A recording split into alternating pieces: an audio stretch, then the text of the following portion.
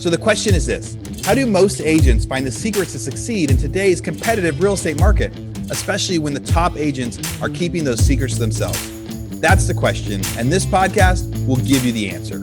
Hi, I'm Aaron Amuchastegui, and welcome to Real Estate Rockstars.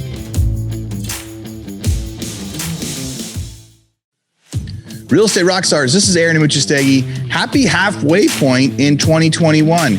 It is the end of June. It is the end of the second quarter. The world seems to be a very happy place right now. The world is booming. Places are opening back up.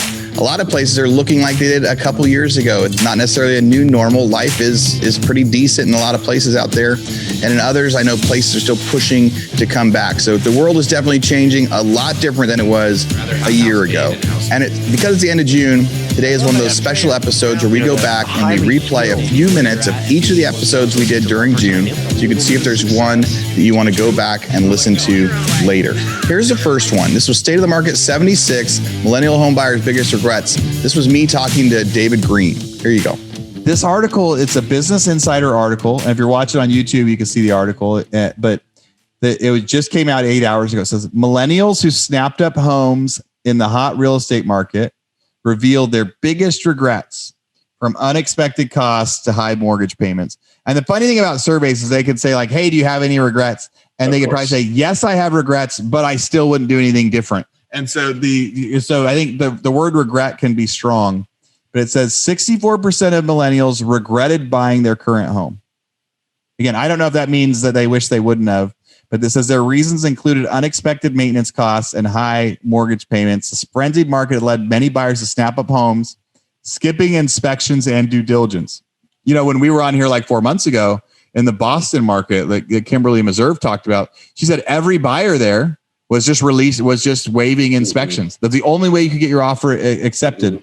So it said among homeowners between 25 and 40, they surveyed 1,425 people. All right. So regret may be a strong word, but this is really funny. Maybe funny is the wrong word. 21% of millennials said maintenance and other costs are too high. That surprise you? Oh. No, because I mean, what's the stereotypical understanding of a millennial that don't know how to do anything and they're not very aware of what's going on in the world around them? I don't think maintenance costs are any higher than they were 50 years ago. I think 50 years ago, people knew how to fix things on their own and understood when I buy a house, stuff's going to break. Yeah. I think the offset is so when you rent a home, somebody else takes care of it. When you own the home, you take care of it. But the other benefit too, if you're really pinching pennies like that and you're going, hey, I was renting a house for $1,400. Now my house payment is $1,400. The tax credits and benefit of owning a home offset it. So and the loan pay down. Yes. Yeah. At the same time. So the person that if they spent, I would like to see like, what was the average expense? And they're like, oh, well, I spent $3,000 more than I thought I was going to.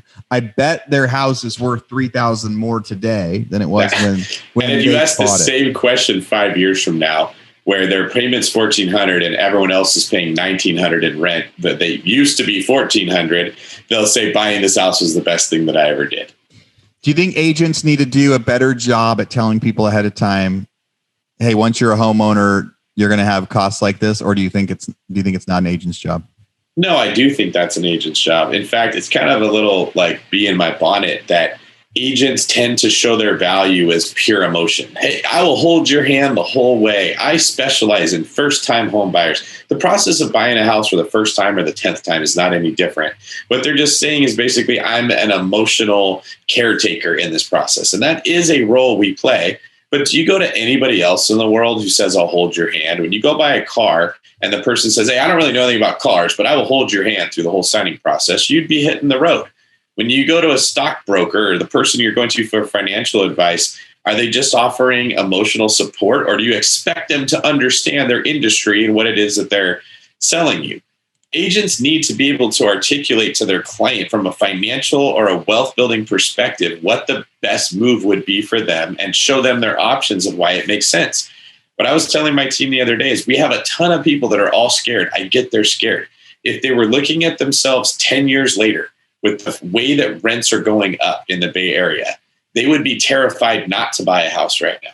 I mean, it's literally $200 to $300 a year that rents are increasing in a lot of these areas. So you're paying $3,500. In 2 years, you're going to be paying $4,000. 2 years after that, you're going to be at $4,500. It's going up that quickly. If you don't lock your payment in by buying a house, you're going to be losing a ton of money. And if we cannot explain to people, that's the reality. Okay, like the tide is rising. If you don't learn how to swim or you don't get up higher, you're going to end up drowning.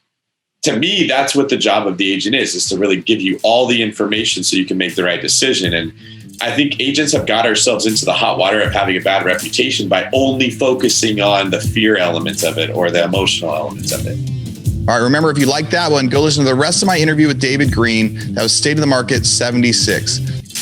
Real Estate Rockstars, this is Aaron Amuchastegui for a quick commercial break. So during 2020 and 2021, the real estate market completely changed. There's so much competition in the market, so many people trying to buy and sell houses, but there's hardly any supply, hardly any product, hardly anyone willing to list their homes. It's time for every agent out there to become a hybrid agent investor, to be able to reach out directly to homeowners to try to get them to sell or list their house. We've got a new website. Go to leadpropeller.com and you can set up your own investor buyer website in just minutes. You'll set up your own URL, set up phone numbers, help go through to leads, help reach out to people that aren't listing their property currently, and have them fill out a form that says, hey, I want to sell my house. And then as an agent, you can go through and make them a hybrid offer. You can tell them, hey, I think your house would sell for $220,000 on MLS, but I can either write you a $180,000 cash offer right now, or I can help you fix it up and you'll list it for $220,000 on MLS. These are buyers that are looking for quick cash offers. Tens of thousands are submitting these forms every single day, and they're skipping the listing process.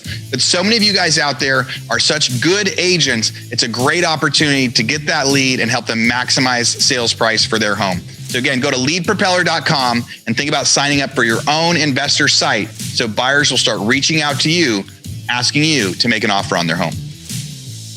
Next up, State of the Market 77. I got to interview NerdWallet's Holden Lewis, who's a mortgage and real estate expert. We got to talk about all sorts of stuff. Here's a few minutes of that one. What do you think is going to happen with mortgage rates this year, rest of the year? Mortgage rates are going to go up the rest of this year. You know, they've been, let's talk about the 30-year fixed. I mean, you know, let's when we say mortgage rates, let's talk about that one rate. I think that's a great qualification. That's the best one to be looking for trends, for sure. Exactly. So it's been about 3% for quite a while, and it's going to go up, I think, starting really, really soon. And what's happening is kind of the impetus for the rate increase starting next week is going to be the meeting of the Federal Reserve's Monetary Policy Committee. And so some of your listeners might remember the taper tantrum of 2013. And what was happening back then was after the meltdown of 2008, the Federal Reserve started buying treasuries and mortgage-backed securities. And by doing that, they're kind of pushing down on mortgage rates, keeping mortgage rates low. In June of 2013, they started talking about, okay, we're going to start buying less every month in mortgage-backed securities. We're going to slowly taper those purchases until we're not buying them anymore. And when that announcement was made, I mean, it was no surprise. I mean, we knew eventually the Fed was going to have to stop buying mortgage-backed securities. But when the Fed chairman at the time said, okay, we're going to start talking about developing a timetable for tapering our purchases, mortgage rates shot up. The market kind of, well, it was called the taper tantrum. You know, it wasn't a panic. It was more like, how dare you? You know, that was kind of the market's reaction. So since the pandemic started, the Fed has been buying billions of dollars every month of mortgage-backed securities. And they've been making some noise lately about how they need to start talking about tapering those purchases. And so next week, I think you're going to see kind of a formal statement from them saying, we haven't developed a timetable, but we're going to have to start talking about a timetable. And just those words coming from the Fed are going to cause mortgage rates to rise. I think we're going to start seeing that next week. We might see them go down from one week to another a little bit, but the overall trend is going to be up through the end of this year. So what do you think? Is there And I think you said before, there's nothing that's going to change it for a while, but anything that might be, causing that crash, like what we saw before. I don't think we're in a bubble now. I just don't think that there's going to be a crash. You just have these demographic factors combined with, frankly, home builder timidity from what happened in 2007, 2008, and the next few years, that they combine. So you just don't have nearly enough houses, and you have this demographic bulge of millennials who are in that part of their lives when people tend to buy their first homes. You just have way more people who want to buy homes, create families, than there are houses out there. And with that, you just, you're not going to have a crash. Plus, lending nowadays is just so much more responsible than it was back in 2005, 2006, 2007. There's just no comparison. If you want to hear more predictions and more fun stuff from that episode, remember, go back and listen to State of the Market 77. Next up, here's one of our real estate classics, The Right Way to Hire in Real Estate with Trevor Finch. Where'd you find these new buyer agents suddenly that are going to start March 15th? I individually recruited every single one of them. In all honesty, I did a lot of research and training on this because I have failed miserably in the past at it. Okay. So it was, I did the standard Craigslist ads, and a lot of them were, I have a very large sort of social media presence with regards to personally, and then our team as well. And I literally spent one evening, and I went through every single one of my 1,600 friends and just said, would they be a good fit? And then reached out to probably 50 people, of which about 30 replied back. And then I just, went through my process, of course, interviewing and testing and disc testing, and weaned it down to the 4 basically that are currently taking the course. Wow.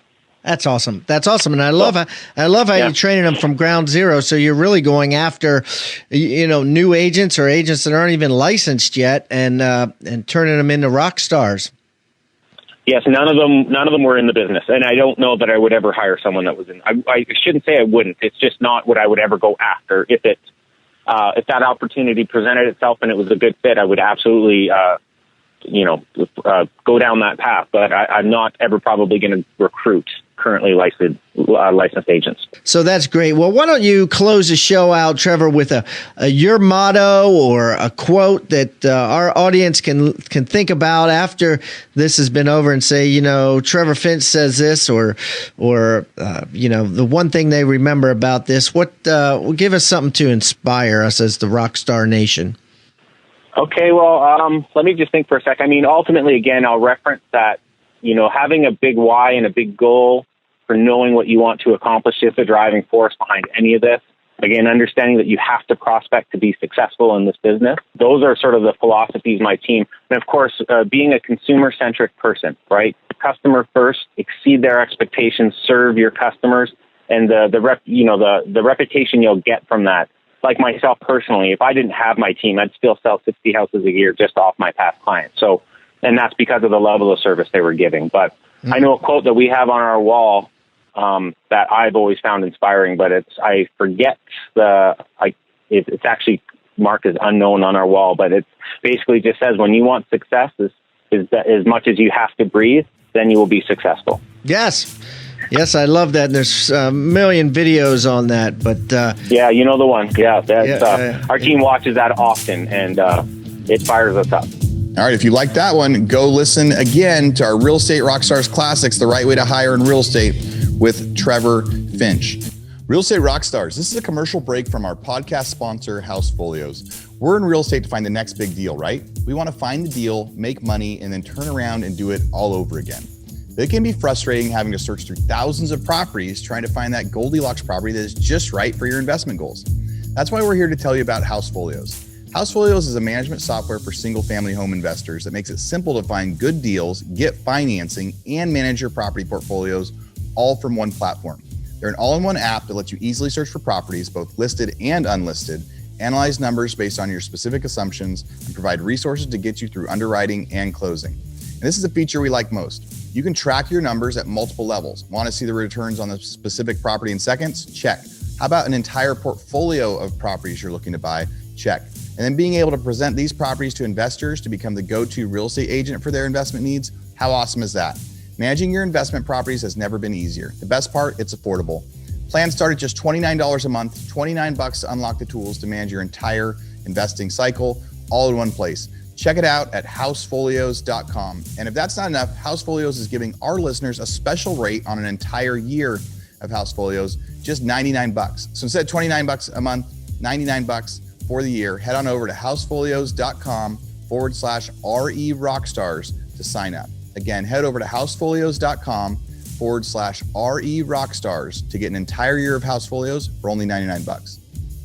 Next up, we had another classic, our Real Estate Rockstars Classics, Tom Ferry's 6-step system for extraordinary success in real estate. Here's a few minutes of that one. Today, we see right now our clients are at about 39.5, so just call it 40 and round it up. 40 conversations to one sale made. Wow. 40 conversations. So if somebody was on the line in the Rockstar Nation and they said to me, Tom, I want to sell 36 homes next year, I'd say, well, great. Let's times that by 40. So you got 1,440 people you need to have a real estate conversation with in the next 12 months. Wow. And then I say, by the way, no agent actually works 12 months. So let's divide that by 10 and say in 10 months. So now I've got to make 144 conversations a month. Now, remember, the beautiful thing about what we do is if you wear your company name badge, 60 or 70 people a month walk by and go, hey, you sell real estate? How's the market? And those conversations count. And people that walk into your open houses and say, is this really going to sell for $450,000? Those conversations count. And every person you meet, right, online, offline, past clients, centers of influence, friends and family, all those conversations count. So the 144 may sound overwhelming.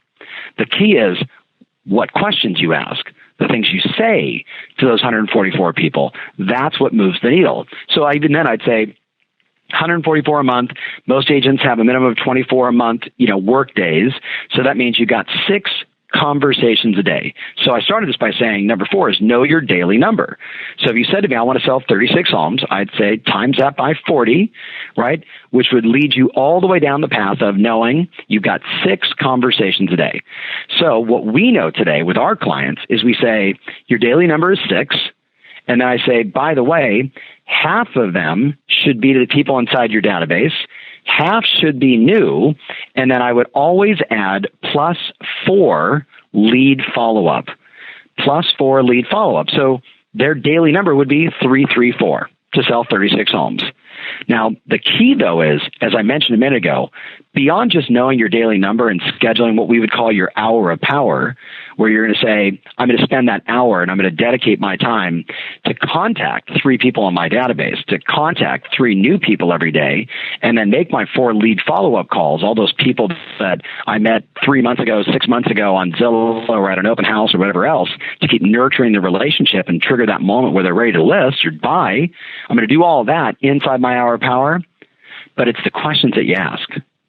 See, it's knowing to say, like, well, what price would you become a seller? Or what price are you no longer a seller? Or, gosh, based on what you're telling me, you want to buy a house, but your price range versus your desire doesn't seem to match. What's your plan B in case this doesn't work out? The highly skilled sales professional that understands that sales is just the ability to ask a series of questions that naturally, and automatically lead you and the prospect to a mutually desired end result. That person understands words matter. Words really, really matter in this business. So if you know what to say, Pat, your daily number actually drops if you don't know what to say, right? And you mentioned, Stefan Swanepoel. I'm sure you probably, as I have, I've got all 15 years of his trend report sitting right here inside my office. I can remember in 2007 when he quoted the National Association of Realtors, where they said 88% of all people that got into real estate came in with no sales and marketing skills whatsoever. Right. And I used to take that and I'd put it on every PowerPoint, and then I added the Tom Ferry quote behind it. And most maintained it. So I would challenge you, know your daily number.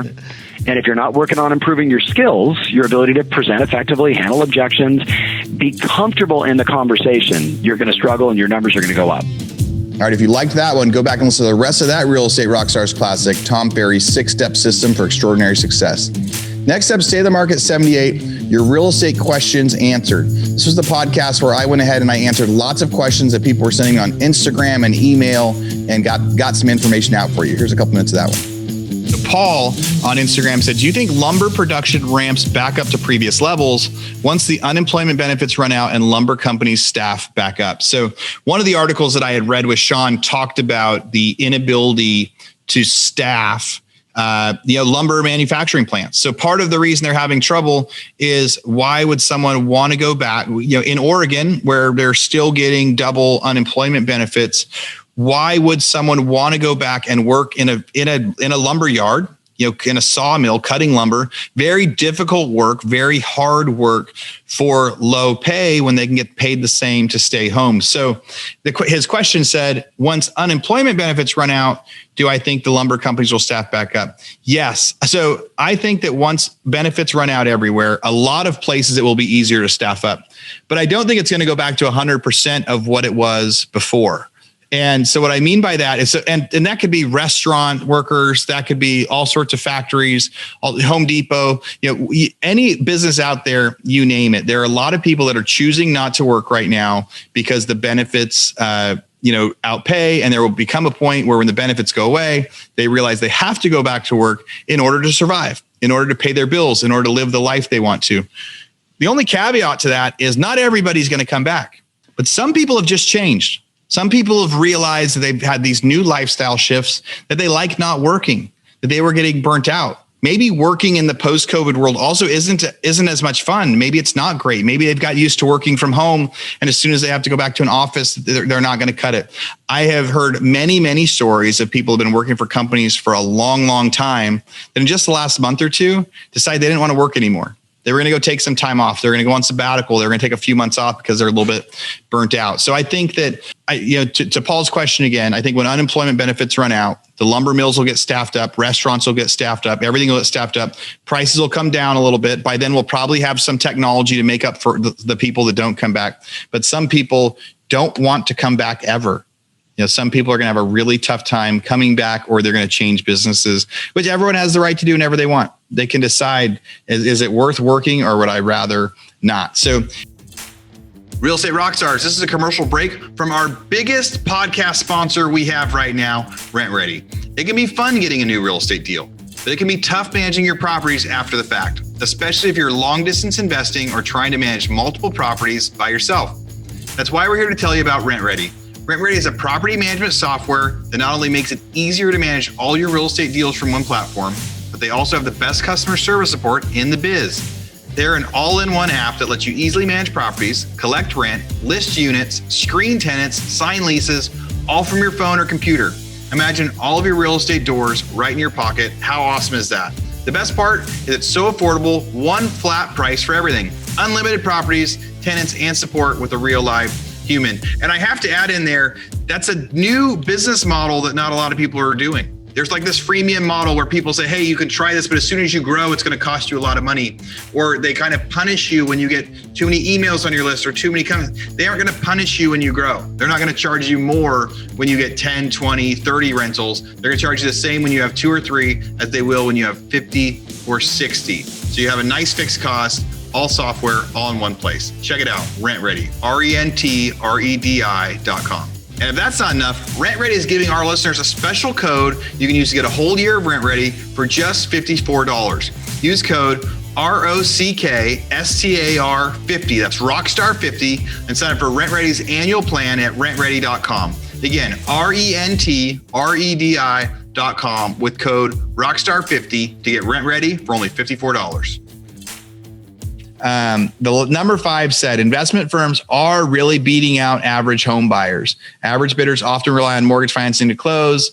Banks are leery, and many major SFR companies are just buying in cash. So it does say cash buyers are, able to purchase for more. They're able to pay over that. So they do have often listings, and the people that got interviewed said, yes, often they'll have 80 bidders on their house. And then at the end of the day, it's usually going to go to the investor that paid the most cash for the property. And what can you do as an agent with that information? How does that help you? One of the things you can do as you're trying to go get those listings is knowing that there's some of these other buyers that are out there. You can also try to figure out what markets are they not participating in. And then if you are competing against an investor, the only thing that's going to help with a seller on that is sales price.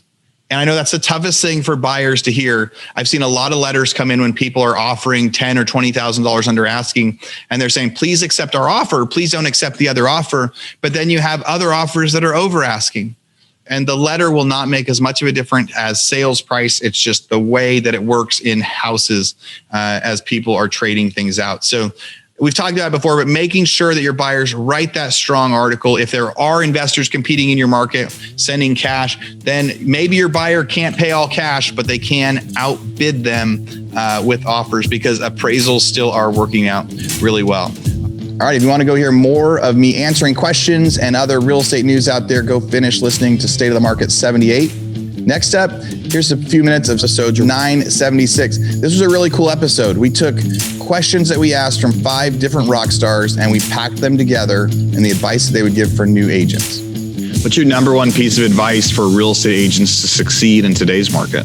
I would say the number one piece of advice is you have to be adaptable. You have to be able to pivot and move fast. And that's true with any entrepreneurial endeavor, but especially right now in a COVID related world and in real estate. Had I come in with the fixed mindset of, okay, all I have to do is come into my broker's office and sit and learn and everything will come to me, I would not have been at the place of where I'm at today with relative success. Get my head out of the rabbit hole and learn from stuff like your shows, learn from stuff like Inman, where then I had no idea what that was. All I was doing was listening to the one person I knew, versus open, because I would have known of the portals because they were in their infancy then. Like I came in 2012, but they were in 2009, I think is 10. They just opened. So I would have been able to spend money on Zips then and get my foot in the ground versus how I did the old school ways, because that's all I was taught as far as like mailers and fax letters and canvassing and all that kind of stuff. Get out of your own way. Okay. I think especially nowadays, I think there's so many people who are self-conscious about video and people who are afraid to really kind of show up and be open and be themselves. I think a lot of the time our own fears and insecurities get in the way of like the opportunities that are actually in front of us. And especially when it comes to things like video and it comes to like online platforms, it's really like people are not going to be judging you. People aren't looking at, whether or not your makeup's perfect. What they actually really care about is what's coming out of your mouth. It's not how little you spend, it's how much you keep that matters. So you could rephrase that. You could say, you got to spend money to make money, right? For me, I spent the early part of my career pinching pennies. I was incredibly frugal. I was incredibly stressed. I was overworked personally. I put too much on my own shoulders, on my own back. I'm good at that, right? If you go back and listen to that episode with my dad, you'll hear that in his voice. Like that's what he taught us. He taught us how to work. And that was the answer. Nobody can ever take your work ethic away from you. Yeah. Right. You can take everything you have, every monetary possession that you ever accumulate, but they can't take away your will to work. If you have your will to work, you'll always be okay. And that's true. Okay. But there is a moment where there's like an inflection point when you've had a little bit of success, where if you continue to do the same things that you've always done, you put yourself under a lot of undue stress. And I did that. I did that to myself. I did it to my family. I did it to my kids. I did it to my wife. And I wish I would have been more comfortable allowing others to help me sooner. As a new agent, especially if you want to niche out in like an investor type approach, you want to make sure that you're documenting your stuff and you want to put it on social media, and you want to, if you got a newsletter, send it out to your clients, let them know what deals they're doing in Denver. I mean, I've got a lot of clients that were just like, how much can you cash flow in Denver? Like, how are you getting $1,000 a month in cash flow, like on all of these deals? Like, is it too good to be true? And we're like, no, I can point to like 35 deals where we're cash flowing $1,000 or more, right? It's very easy, very consistent. You just have to be a little bit creative. And, you know, I just tell them, hey, this is what you have to do to cash flow that much. And these are areas you have to be in. And people get pretty excited about it. And then they start telling their friends, and really just kind of spirals from there. All right, if you like that one, or there's a new agent in your office, be sure to send them back to go listen to the rest of 976. And that's it. You know, that's it. That's it for June. That's all of the podcasts that we had come out this month. Remember to go back and listen to those. Our promise was in 20 or 30 minutes, you'd be able to get a lot of information and decide which ones you wanted to go back to. I know that I am celebrating the second quarter being done. I'm celebrating 2021 being halfway over. And I hope you guys all have a great summer, and we'll talk to you soon. All right, Real Estate Rockstars. This is Aaron Muchastegui jumping in again to thank you for listening to the show. Hopefully you guys loved listening to that one. And I want to make sure that you know about all of the extra resources that we have. And also, we need your help. They say podcasts are free. You get to listen to podcasts for free. But what is the cost of that podcast? I would say if I could beg you to pay anything for that podcast, I would say the cost of the podcast is going and giving a review. So whether you download it on Google or Apple or YouTube or anywhere else, please go give us a review. Say what you liked, what you didn't like. It helps us get better guests. The more reviews, the higher we get in the rankings. Right now, we are the biggest podcast out there for real estate agents, and we want to keep that spot because we know there's lots of podcasts out there. So go give us a review. Also, be sure to go to hibandigital.com. If you liked any of the resources that those real estate agents talked about, we've got a huge video vault of those resources for free. Every penny that comes on the podcast that we interview, they give us something that helps them get their deals or helps them work with their clients. And we put that in the toolbox in our vault for you. So go to hibandigital.com and you can get it. If you're looking for real estate education, go to rebusuniversity.com. We have all sorts of courses in there to help agents succeed in real estate. How to get the listing, how to negotiate deals, how to become an investor, all sorts of different stuff, rebusuniversity.com. And if you want to chat with me, go find me on Instagram. And if you come find me on Instagram, you can send me messages. Tell me what you want to hear. Tell me what you liked, what you didn't like. We try to put a bunch of content out there too. You can find me in 2 different places. It's at RERrockstars.com for our Real Estate Rockstars page, or at aaronandmuchastegui.com for my personal Instagram page, where I can chat with you about all sorts of different things. Thanks for listening. We'll see you again soon.